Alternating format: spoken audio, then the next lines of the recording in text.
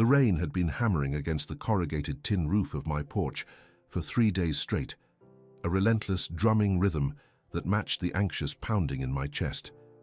It was the kind of Texas storm that turned the world into a soup of red clay and despair, washing away the gravel from the driveway and threatening to pull the fence posts right out of the sodden earth.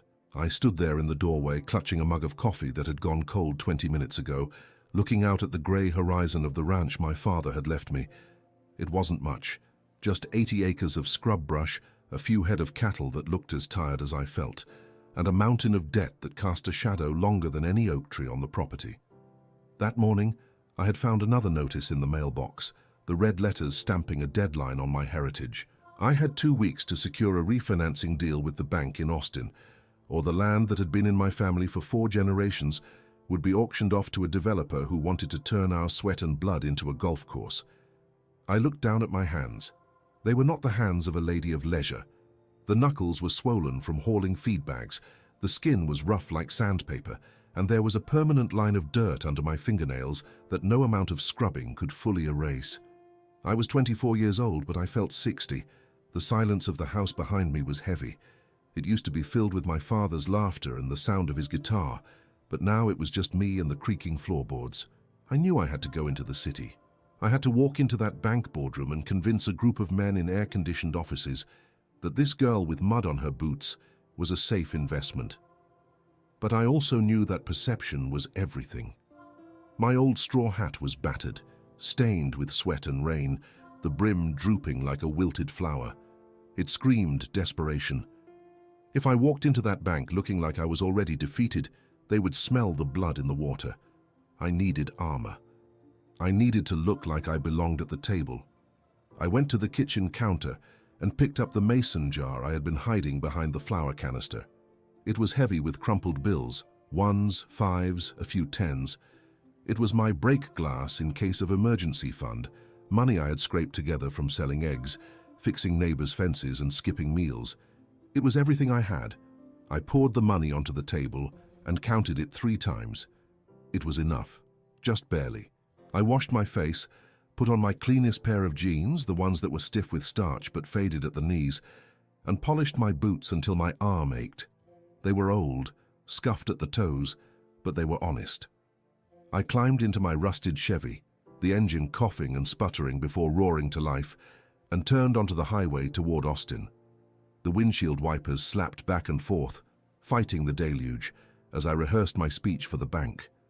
But first, I had to make a stop. I was going to the Gilded Spur. The drive to Austin felt like traveling between planets. The open fields and barbed wire gave way to strip malls, glass skyscrapers, and traffic that moved with an aggressive impatience. My truck, with its dented bumper and the loud rattle in the muffler, stuck out like a sore thumb among the sleek sedans and luxury SUVs. When I finally found a parking spot 3 blocks away from the boutique, I sat in the cab for a moment, gripping the steering wheel.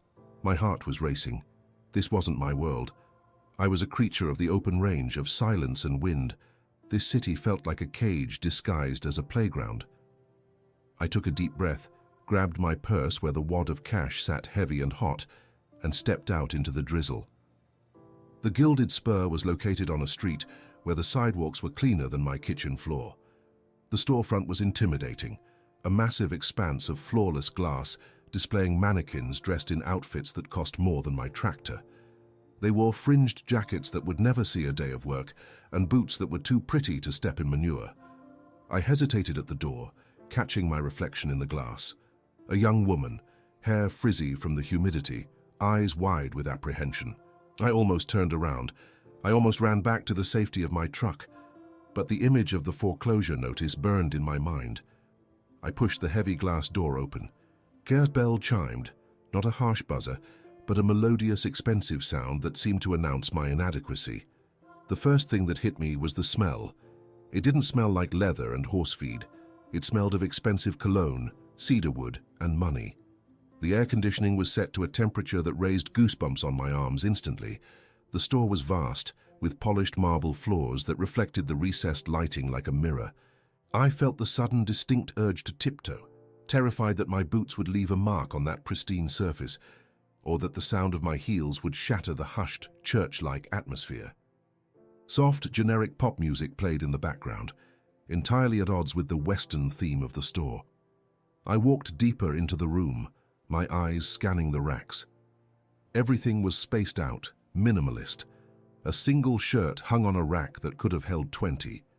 It was designed to make you feel like everything was a piece of art, untouchable.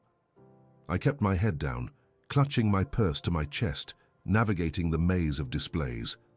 I wasn't here for the rhinestones or the fashion statements. I was here for one thing, a Silverbelly 100X beaver felt hat, the kind my father used to wear for weddings and funerals, the kind that said, "You respected yourself and the land you walked on." I saw the hat wall at the back of the store. It was magnificent. Rows of pristine hats shaped to perfection glowing under the spotlights. I moved toward them, mesmerized. For a second, I forgot where I was. I forgot the debt and the fear. I just saw the craftsmanship. I reached out, my hand trembling slightly, drawn to a cream-colored Stetson that sat on a shelf at eye level. It was beautiful, simple, elegant, sturdy.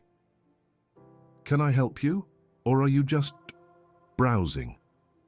The voice sliced through my reverie like a barbed wire fence. I froze, my hand hovering inches from the felt. I turned slowly to see a man standing a few feet away. He had materialized out of nowhere, like a ghost in a slim-fit suit. He was tall, thin, with hair gelled back so severely it looked like a helmet. His suit was a sharkskin gray, tight in all the wrong places, and his shoes were pointed leather loafers that looked like they would dissolve if they touched gravel. This was Julian. I didn't know his name yet, but his name tag pinned perfectly straight on his lapel gleamed in the light. He wasn't looking at my face. He was scanning me. His eyes started at my boots, lingering on the scuffs and the faint ring of dried mud around the heel. He moved up to my jeans, noting the fading denim, then to my simple plaid shirt, and finally, he looked at my hands. He saw the calluses. He saw the lack of a manicure. He saw the work. And then finally, he met my eyes. His expression wasn't angry, it was bored. It was a look of profound, exhausted condescension.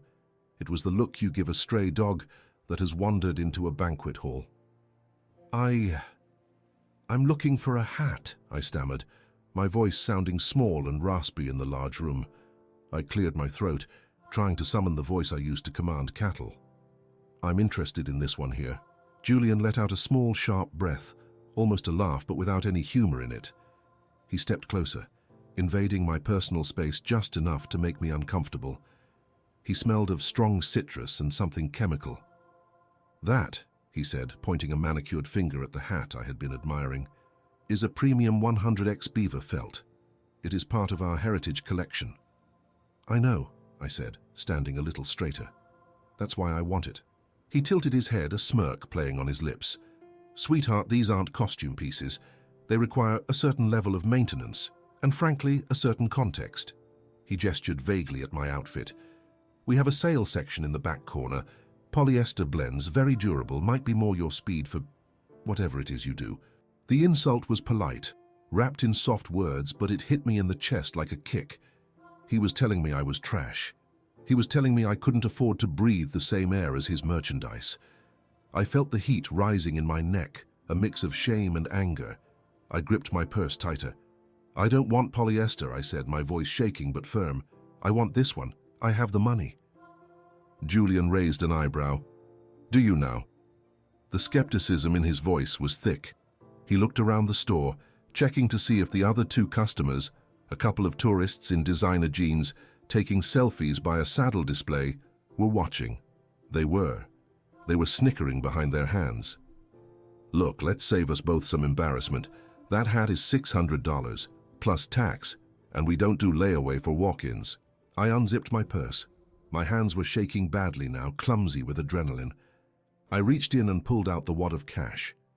It wasn't a neat stack of crisp hundreds. It was a chaotic bundle of 20s, 10s, and 5s, wrinkled and worn, smelling of the jar they had lived in. I held it out. "I have $650 right here, cash." Julian stared at the money with open disgust. He didn't reach for it. He looked at the crumpled bills as if they were infected with a disease. Then he looked back at me, his eyes cold and hard. We prefer card transactions. It keeps the clientele streamlined. Cash is legal tender, I said, feeling tears pricking at the corners of my eyes. I hated myself for tearing up. I hated that he had this power over me. Please, I need this hat. I have a meeting at the bank. I need to look professional.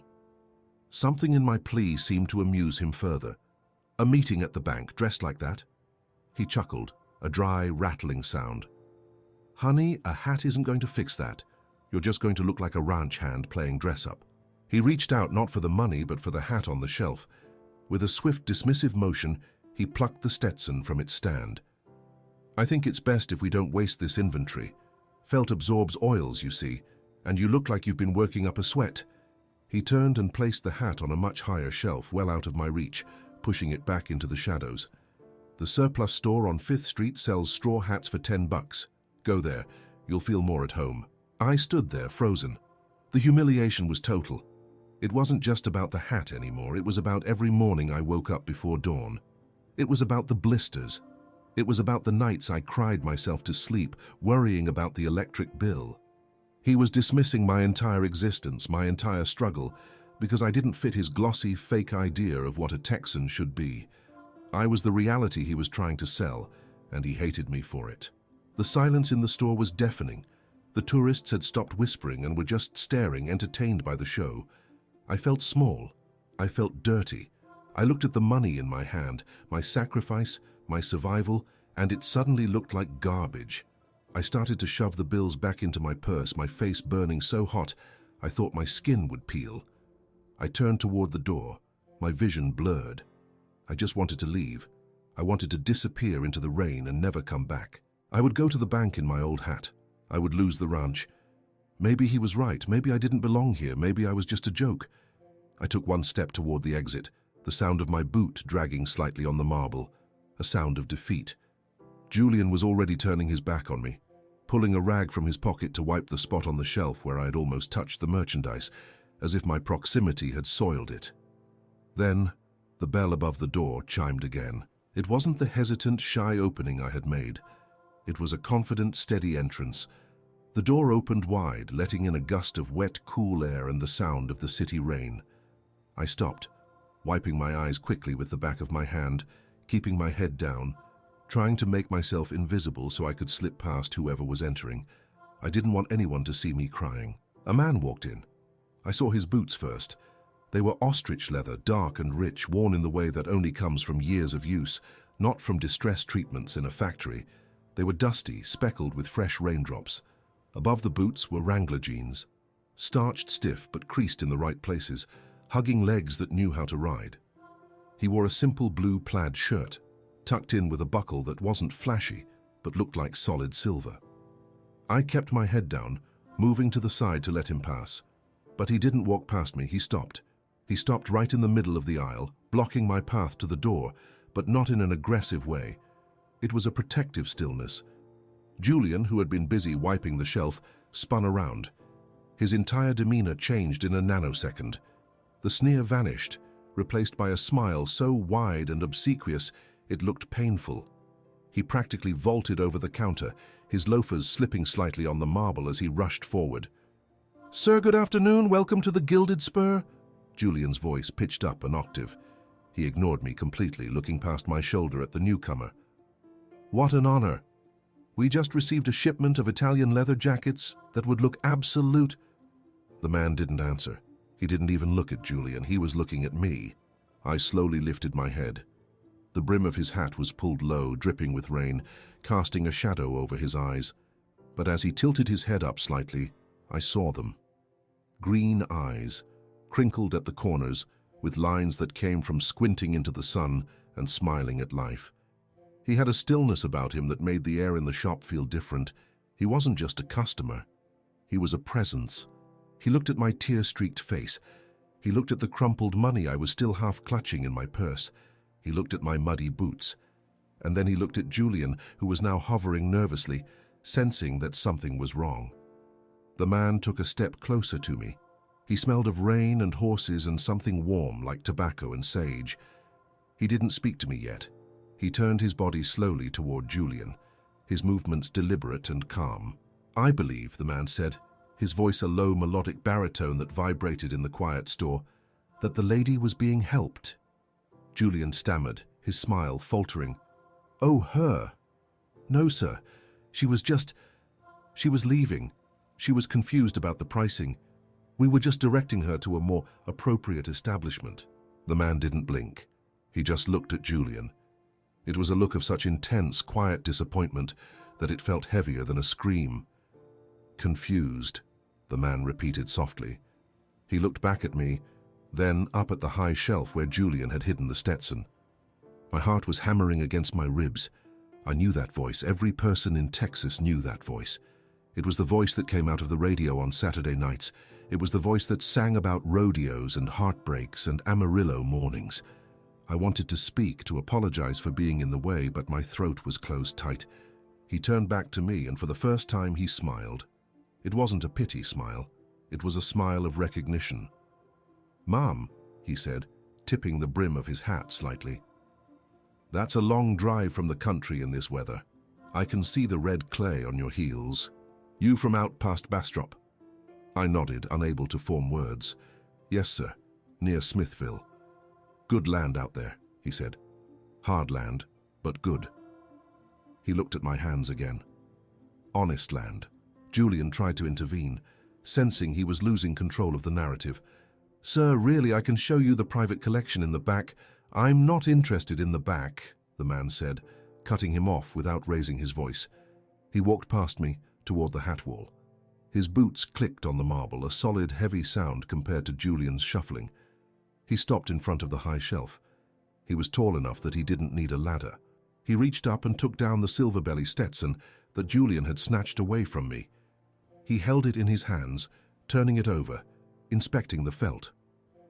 "You know," he said, addressing the room but looking at the hat. "A hat like this. It doesn't mean anything when it's sitting on a shelf. It's just fur and steam. It doesn't get its soul until it's been rained on, sweated in, and maybe stepped on by a horse a time or two." He turned to Julian, holding the hat out. Julian flinched as if he expected to be hit. "You told this young lady it wasn't for her kind," the man said. The temperature in the room seemed to drop 10 degrees. "What kind is that exactly? The kind that feeds the cattle that provide the leather for those fancy jackets you're selling? The kind that works from sunup to sundown so people in this city can eat?" Julian was pale now. He opened his mouth, but nothing came out. He looked like a fish on a dock. The man walked back to me. He stood in front of me, holding the hat. He looked me right in the eye, and the kindness in his face was so overwhelming, I felt my knees shake. "May I?" he asked gently. I nodded, frozen. He lifted the hat and placed it on my head. He adjusted the brim, tilting it just slightly to the right, checking the fit with the eye of an expert. He stepped back, looking at me critically, then smiled again. "Fits perfect," he said, "like it was made for you." I have the cash," I whispered, fumbling with my purse again. "I just need to count it out." The man placed a hand over mine, stopping me. His hand was warm and rough, just like mine. "Put your money away, darling. You're going to need that for gas to get back to Smithville." He turned to the counter, where Julian was standing, trembling. The man pulled a black card from his wallet. He didn't hand it to Julian. He placed it on the glass counter with a sharp tap. "Ring it up," he said, "and add a cleaning kit and a shaping block. And while you're at it, apologize to the lady." Julian stared at the card, then at the man. "Mr. Strait, I didn't realize—" "You didn't realize that a customer is a customer," George Strait said, his voice hardening just a fraction. "Or you didn't realize that manners don't cost a dime, but they buy you a whole lot of respect?" Julian looked at me. His face was a mask of red blotches. "I'm sorry, miss," he mumbled, looking at his shoes. "I was mistaken." George leaned against the counter, crossing his arms. "I didn't hear you." "I'm sorry," Julian said, louder this time, his voice cracking. "I judged you unfairly." George nodded slowly. "Better." He looked back at me. "You got a name, cowgirl?" "Sarah," I managed to whisper. "My name is Sarah." "Well, Sarah," George said, winking, "you got a meeting to get to. You look like you're dressed for business now." I touched the brim of the hat. It felt solid. It felt real. For the first time all day, I didn't feel like a fraud. I felt like the owner of 80 acres of Texas soil. "Yes, sir," I said, my voice finding its strength. "I have a meeting at the bank." "Go get him," he said, "and don't let anyone in a suit tell you who you are. The hat doesn't make the cowboy, Sarah. The heart does. But a good hat sure helps cast a better shadow." I walked out of the gilded spur and back into the grey, weeping afternoon of Austin. But the world felt fundamentally different. The rain was still falling, sheeting down in silver curtains. But for the first time in months, I didn't feel the urge to hunch my shoulders against it. The water hit the wide brim of the 100X Beaver, felt my hat, and channeled away from my face, dripping harmlessly onto the shoulders of my denim jacket. It was a small thing, a simple mechanic of physics, but it felt like a revelation. I had protection. I had a roof over my thoughts. I climbed into the cab of my truck, the hinges screaming their familiar rusty protest, and sat there for a long moment. The smell inside the cab was old coffee, diesel, and wet dog, a sharp contrast to the cedar and citrus of the boutique. But now there was a new scent mixing with it, the clean, earthy smell of new felt and the faint, lingering trace of the cologne from the man who had just saved me. I looked in the rearview mirror. The woman staring back wasn't the scared girl who had walked into that store 20 minutes ago. Her eyes were the same, a little red-rimmed and tired, but the shadow of the hat brim cast a seriousness over her features. It hid the fear and highlighted the jawline. I looked like my father. I looked like someone who could handle a stampede. "Okay, Sarah," I whispered to the reflection, my voice sounding steady in the quiet cab. "He didn't buy you a hat so you could go fail in style. He bought you a chance. Don't waste it." I put the truck in gear and pulled out into the traffic, heading toward the financial district. The skyscrapers loomed ahead, steel giants piercing the low-hanging clouds. The First National Bank of Austin was housed in one of the tallest, a fortress of glass that reflected the stormy sky. My stomach gave a violent lurch as I pulled into the parking garage, navigating the tight turns designed for compact cars, my truck's tires squealing on the polished concrete. I parked between a black Mercedes and a white BMW, checking my reflection one last time. I tucked my shirt in tighter, brushed a speck of lint off my jeans, and adjusted the hat. It sat firm. It felt like armor. The elevator ride to the 40th floor was a silent ascent into the stratosphere of wealth. My ears popped.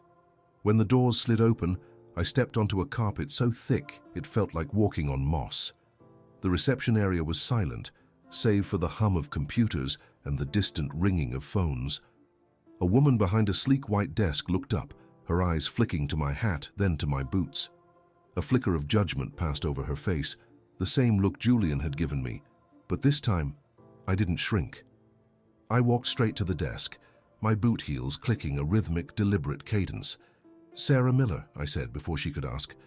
"I have a 3 p.m. appointment with Mr. Sterling regarding the Miller Ranch refinancing."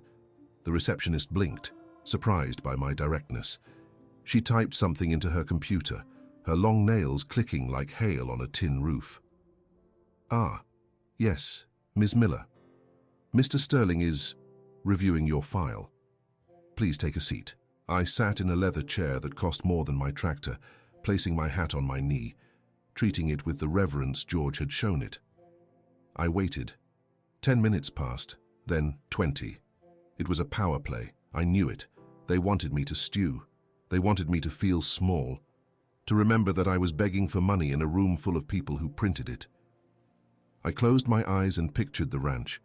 I pictured the way the morning mist clung to the creek bottoms, the sound of the cattle lowing for feed, the smell of the bluebonnets in April. I wasn't just fighting for dirt. I was fighting for the memory of every miller who had bled into that soil. "Miss Miller," he said, waving a hand vaguely. "Come in." His office was a shrine to capitalism. A massive mahogany desk dominated the room, covered in files. A panoramic window offered a view of the city, reducing the people below to ants. He didn't offer me a hand to shake.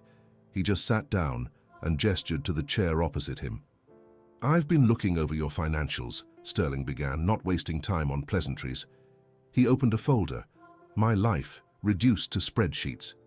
"It's grim, Ms. Miller. Cattle prices are down, feed costs are up. Your equipment is depreciating faster than you can repair it. And this debt—" He tapped a red figure on the page. "This is significant." "I know the numbers, Mr. Sterling," I said, my voice calm. "I live those numbers every day, but I also know that the market is turning. We have a new hybrid breed of calf dropping next month, hardier stock. I've cut operational costs by 30% since my father passed. I'm doing the work of 3 men. Sterling sighed, a sound of patronizing fatigue. He took off his glasses and rubbed the bridge of his nose. "Hard work is admirable, Sarah. Can I call you Sarah? But banks don't lend on perspiration. We lend on collateral and projection. And frankly, your projection is a downward spiral. The land is the only asset with real value here, and it's worth more without the cattle operation." The air in the room went thin. "What are you saying?" "I'm saying," Sterling said, leaning forward, "that we have a developer interested in the parcel. They want to put in luxury condos. Ranch estates, they'll call it. If you sell now, you can clear the debt. You'd walk away with, well, not much, but enough to rent an apartment in the city. Start over. Get a job where you don't have to ruin your hands." He looked at my hands then. They were resting on the brim of my hat. He saw the calluses, the scars. He looked at them with pity. "It's the sensible choice, Sarah," he pressed, his voice softening into a fake sympathy. "Why fight a war you've already lost? You're a young woman. You shouldn't be out there alone, wrestling with mud and livestock. It's not dignified." The word hung in the air. Dignified.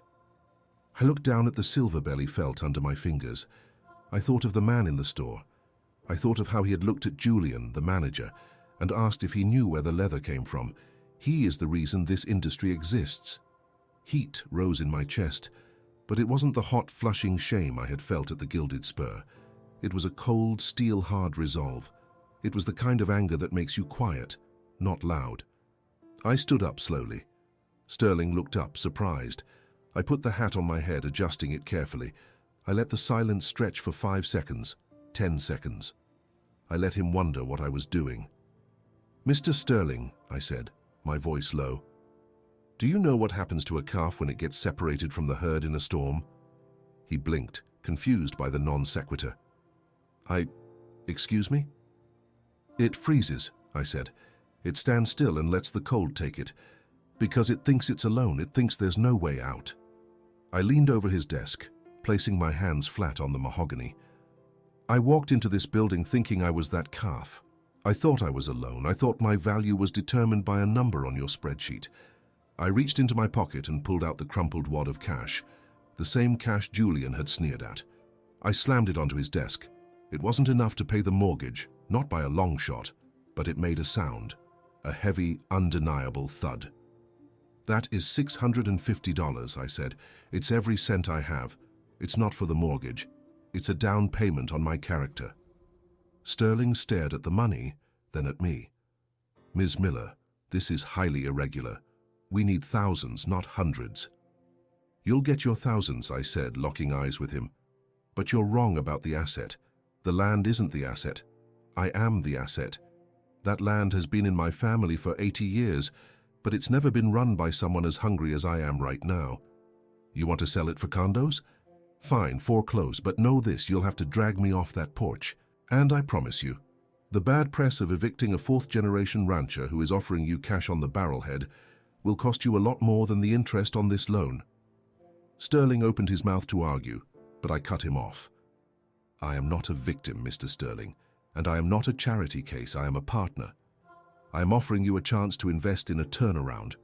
I have a buyer for the timber on the North Ridge. I have a contract pending for the hay. I know this land. A developer will spend 2 years just trying to figure out the drainage. I can fix it in a weekend." I wasn't shouting. I was channeling him. I was channeling the quiet authority of the man in the blue plaid shirt. I spoke with the rhythm of a song, steady and inevitable. "Give me 6 months, I said. "Interest only. I'll pay the principal after the fall auction. If I miss a payment by one day, you can have the keys and I'll walk away, but you give me the chance to work." Sterling looked at me for a long time. He looked at the hat. He looked at the set of my jaw. He looked at the money on the desk, dirty bills, stained with life. He picked up a pen, twirling it in his fingers. The silence stretched, taut as a bowstring. "The timber contract," he said finally, his voice devoid of the earlier condescension. "Is it signed?" "It will be tomorrow," I lied. It wasn't signed. I hadn't even called the mill yet. But I would. I would drive there tonight if I had to. Sterling sighed again, but this time it was a sigh of resignation. He opened a drawer and pulled out a fresh form. 6 months, interest only. But the rate goes up 2 points. High risk, Sarah. "Fair enough," I said. He scribbled on the paper, stamped it and pushed it toward me. "Sign before I come to my senses." I signed my name. The pen felt light in my hand. My signature was bold, the loops wide and confident. "Thank you," I said. I didn't smile. This wasn't a victory lap, it was a reprieve. It was permission to keep suffering, to keep working. But it was my suffering. I turned to leave. "Miss Miller," Sterling called out as I reached the door. I stopped, hand on the brass knob. "Yes?" "That's a hell of a hat," he said, looking at me with a strange expression. Almost envious. "You don't see quality like that much anymore." "No, sir," I said, touching the brim. "You really don't. It's about standards. Some people still have them." I walked out of the office, past the stunned receptionist and into the elevator. When the doors closed, hiding me from their view, I didn't cheer. I didn't jump up and down. I leaned my forehead against the cool metal of the door and let out a breath that I felt I had been holding for 3 years. My knees went weak, and I slid down the wall until I was crouching on the floor, clutching my chest. I had bought time, that was all. But time was everything. The drive back to the ranch was a journey through a breaking storm. The rain stopped as I left the city limits, leaving behind a sky that was bruising into shades of purple and deep orange. The sun was trying to peek through the clouds in the west, casting long, dramatic rays of light onto the wet highway. The road hummed beneath my tires, a song of returning. I turned off the paved highway onto the gravel road that led to my property. The truck bounced and rattled, kicking up mud. I rolled the window down. The air smelled of wet sagebrush and ozone. It was the smell of home. As I crested the final hill, the ranch house came into view. It was a modest thing, white paint peeling, the porch sagging slightly on the left side. The barn needed a new roof. The fences needed mending. From up here, it looked fragile. A strong wind could blow it over. But then I saw the herd. They were clustered near the tree line, dark shapes against the greening grass. They were still there. They were mine. I pulled the truck up to the house and killed the engine. The silence of the country rushed in to fill my ears. No sirens, no traffic. Just the wind in the mesquite trees and the distant call of a mourning dove. I stepped out, my boots sinking into the soft, wet earth. I didn't go inside the house, I walked straight to the barn. I switched on the overhead lights, the yellow bulbs flickering to life, illuminating the dust motes dancing in the air. I walked to the tack room and grabbed a pair of wire cutters and a heavy pair of leather gloves. I still had my nice clothes on. I still had the new hat on. But I wasn't going to change. There was a section of fence in the south pasture that had been leaning for weeks. If the calves got out tonight, I'd lose them to the coyotes. I walked out to the pasture as the sun finally dipped below the horizon, painting the world in twilight. The mud sucked at my boots. The work would be hard. My hands would bleed. My back would ache. But as I reached the broken fence post, I paused. I took off the hat and looked at the inside band. Made in Texas. I put it back on, pulling it low. I wasn't just Sarah Miller, the girl who was drowning in debt. I was the girl who George Strait had stopped for. I was the girl who had stared down a banker and won. I grabbed the wire stretcher and clamped it onto the barbed wire. The metal bit into the wood. I pulled, straining with every ounce of strength in my arms, the muscles burning, the sweat starting to bead on my forehead under the felt band. "Pull," I grunted through gritted teeth. "Pull!" The wire tightened. The fence stood straight. I was just getting started. The pristine silver belly felt of that Stetson didn't stay silver for long. That was the point. Over the next 6 months, that hat became a diary of every battle I fought to keep my name on the deed. It collected the red dust of the drought that hit in July, turning the brim a shade of rusty orange that no brush could fully remove. It absorbed the salt of my sweat during the haying season, when the machinery broke down and I had to buck 300 bales by hand in 100-degree heat, my lungs burning like I'd swallowed hot coals. It bore the grease stain on the crown from the day the transmission on the tractor blew, and I spent 12 hours underneath it, praying to a God I wasn't sure was listening, asking for just one mechanical miracle. I didn't take it off. I wore it like a helmet. When I walked into the feed store, men who used to look right through me started nodding, not because I was a woman in a man's world, but because they recognized the set of my jaw and the wear on my gear. I wasn't playing rancher anymore, I was surviving. The timber contract I had bluffed about to Mr. Sterling. I made it real. I drove to the mill at 4 in the morning, waited for the foreman to arrive, and refused to leave his office until he agreed to come walk the North Ridge. I got a fair price. Not a great one, but fair. Every penny went into the account. I sold the old horse trailer. I sold my mother's china, which broke my heart. But china doesn't feed cattle. I worked until my hands were so stiff in the mornings, I had to soak them in hot water just to hold a coffee cup. But the real test came in late October, 3 weeks before the banknote was due. A blue norther blew in early, a freak storm that dropped the temperature 40 degrees in an hour. It brought ice, the kind of ice that snaps power lines and turns pastures into glass. My herd, the hybrid calves that were supposed to be my salvation, were in the south pasture, separated from the barn by a creek that was rapidly freezing over. If they stayed out there, the exposure would kill the youngest ones. If I lost the calves, I lost the loan. If I lost the loan, I lost the ranch. I remember standing on the porch, the wind howling like a banshee, tearing at the siding of the house. The power was out. The darkness was absolute. Fear, cold and sharp, tried to climb up my throat. It whispered that I should just go inside, light a fire, and accept the inevitable. Nature was too big. I was too small. I reached up and touched the brim of my hat. It was cold, stiff with ice. I thought of the man in the store. I thought of the quiet way he had moved, the way he had commanded respect not by shouting, but by simply being undeniable. The hat doesn't make the cowboy, the heart does. I didn't go inside, I went to the barn. I saddled my mare, Bess, by the light of a kerosene lantern.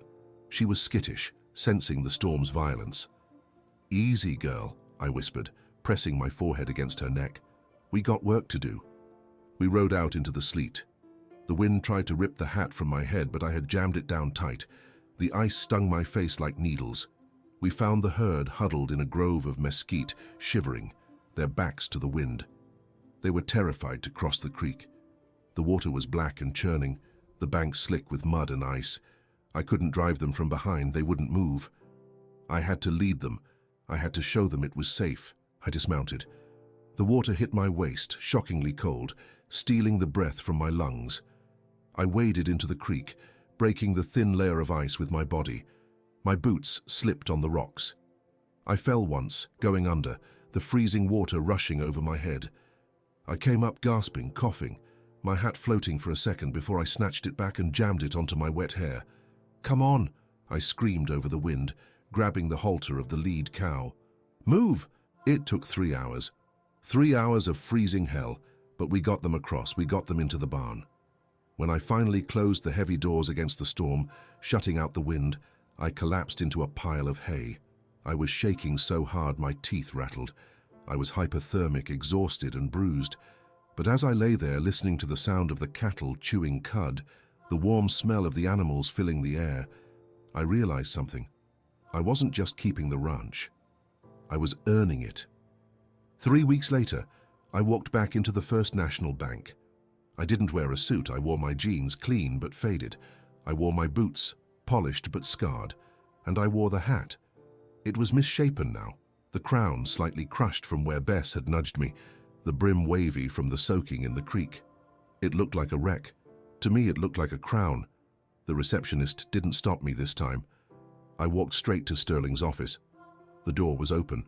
I walked in and placed a cashier's check on his mahogany desk. It was for the full amount of the interest, the principal, and the penalty fees. Sterling looked at the check. Then he looked at me. He stood up slowly. He didn't check the numbers. He extended his hand. "Ms. Miller," he said. There was no condescension left in his voice, only a grudging, genuine respect. "I honestly didn't think you'd make it." "Neither did you," I said, shaking his hand firmly. My grip was stronger than his. "But the cattle don't care what the bank thinks. They just care if you show up." I turned to leave, but stopped at the door. "Mr. Sterling?" "Yes?" "You were right about one thing. The land is valuable. But you were wrong about why. It's not valuable because you can build condos on it. It's valuable because it teaches you who you are. You can't put a price on that." I walked out of that building and I never went back. 5 years later. The charity gala was in a ballroom at the Driscoll Hotel. The chandeliers were crystal, the tablecloths were white linen, and the air smelled of expensive perfume and roasted prime rib. I was there as a donor, not a supplicant. The Miller Ranch was thriving. We had expanded, bought the neighboring parcel, and started a program to teach foster kids how to ride and care for horses. I was wearing a black dress, simple and elegant. My hair was done up, I looked like a lady. But in the cloakroom, checked with a claim ticket, was a battered silver belly Stetson. I never went anywhere without it nearby. The room was crowded with the elite of Texas society, politicians, oil tycoons, celebrities, and then I saw him. He was standing near the bar, holding a glass of water, talking to a group of donors. He looked exactly the same kind eyes, the same crooked smile, the same quiet stillness in the center of the chaos. George Strait, the king. My heart did that familiar double beat, just like it had in the store all those years ago. I debated approaching him. He wouldn't remember me. I was just a girl in a rainstorm, one of 1,000 people he had probably helped in his life without a second thought. To him, it was a credit card swipe. To me, it was the turning point of my entire existence. I watched him for a while. I watched how he listened to people, really listened, leaning in, making them feel like the only person in the room. He wasn't playing a role. That was just him. I took a breath and walked over. The crowd parted slightly. Perhaps they sensed the determination in my walk, a remnant of the cattle drive. I stopped a few feet away. He looked up. His eyes met mine. He smiled, that polite, easy smile he gave everyone. "Mr. Strait," I said. "Yes, ma'am?" His voice was the same warm rumble. "I don't expect you to remember me," I said, my hands clasping together to stop a slight tremor. "But 5 years ago, in a shop called the Gilded Spur, you bought a hat for a girl who was about to lose everything." His smile shifted. The polite mask dropped, replaced by a look of genuine curiosity. He tilted his head, studying my face, searching for the girl under the makeup and the evening gown. Then, his eyes crinkled. "The girl with the red clay on her boots," he said softly. "From Smithville." I felt tears prick my eyes. "Yes, sir." He looked at me, really looked at me, scanning for the signs of the life I had lived since then. He saw the confidence. He saw the peace. "Well," he said, his voice low and intimate amidst the noise of the party, "I take it the hat worked?" "It did," I said. "It got dirty. It got crushed. It's been in a creek, under a tractor, and through a blizzard." George laughed, a genuine, delighted sound. "That's the best news I've heard all night. A clean hat is a sad thing, darling." "I wanted to thank you," I said, stepping closer. "Not just for the hat, but for seeing me. When that manager looked at me, he saw a failure. When you looked at me, you saw a rancher. I just needed someone to believe it so I could believe it myself." George shook his head, humble as ever. "I didn't do much, Sarah. I just recognized a neighbor. We all get stuck in the mud sometimes. We all need a little toe." He reached out and took my hand. His grip was still rough, still warm. "You kept the land?" "I did," I said proudly. "And I added to it." "Good," he said. "They aren't making any more of it." Someone tapped him on the shoulder, pulling him away for a photo op. He squeezed my hand one last time. "You take care of that hat, you hear? It's got a story now." "I will," I promised. I watched him walk away, disappearing into the crowd of admirers. He was a legend, a superstar, a musical icon. But to me, he would always be the man in the blue plaid shirt who stopped on a rainy Tuesday to remind a stranger of her own worth. I left the party early. I retrieved my hat from the cloakroom. The attendant looked at it with confusion. This battered, stained, shapeless thing in the hands of a woman in an evening gown. Is this yours, Ma'am?" the girl asked. I took it from her, running my thumb over the grease stain on the crown. I felt the history in the felt. I felt the cold of the creek and the heat of the hayfield. I felt the shame of the store and the pride of the bank. "Yes," I said, smiling as I put it on, not caring about the dress code or the stairs. "It's mine." I walked out into the cool Texas night. The stars were bright and hard above the city lights. I had a long drive back to the ranch, back to the early morning feed, back to the work that never ended, but I wasn't tired. I adjusted the brim, casting a shadow over my eyes, and headed for my truck. The road was waiting, and I was ready to ride.